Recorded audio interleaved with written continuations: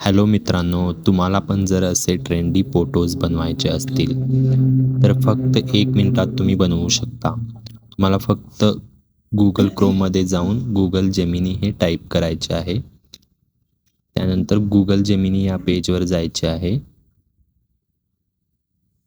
नंतर प्लस आयकॉनवर क्लिक करून आपला एक फोटो अपलोड करायचा आहे, जो की आपला फेस क्लिअर दिसेल असा फोटो तुम्हाला अपलोड करायचा आहे.